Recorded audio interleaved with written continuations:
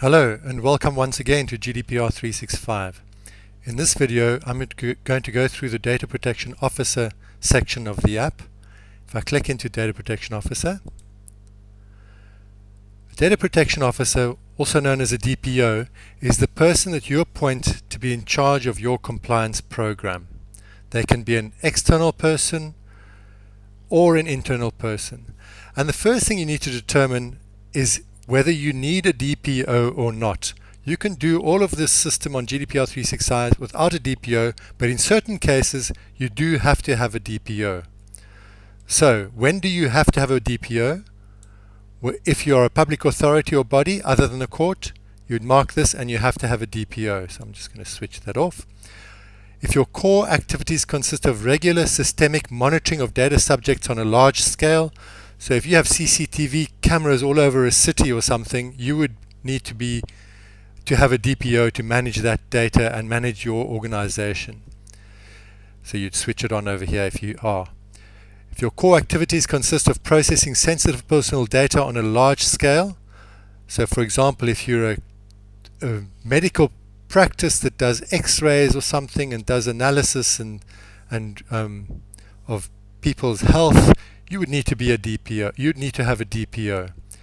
And in certain cases, certain organizations may want to designate a DPO voluntarily. So if any of these are clicked, you need a DPO.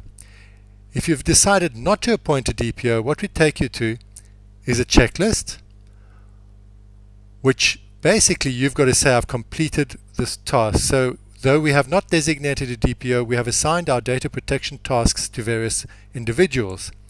Okay, we understand that the people to whom we have assigned tasks are not individually or collectively known as the DPO. This is purely an administrative thing that you have to state in terms of the GDPR.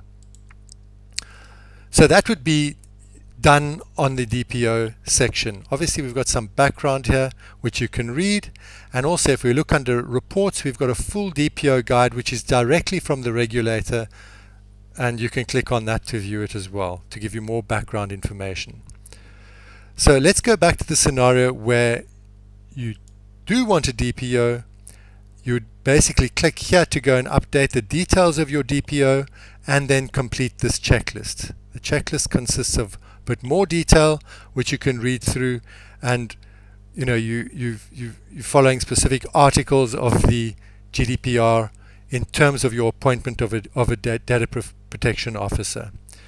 So it's very simple. This is determining whether you need one or not legally, or whether you're going to assign one voluntarily. If you click over here, it takes you to the section where you will enter your DPO details and save it, and then on record you have record of who your DPO is in your organization.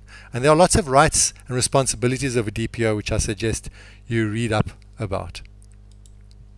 So that covers the section on data protection officers. It's a very simple little section, but really it's determining whether you need one for your own organization.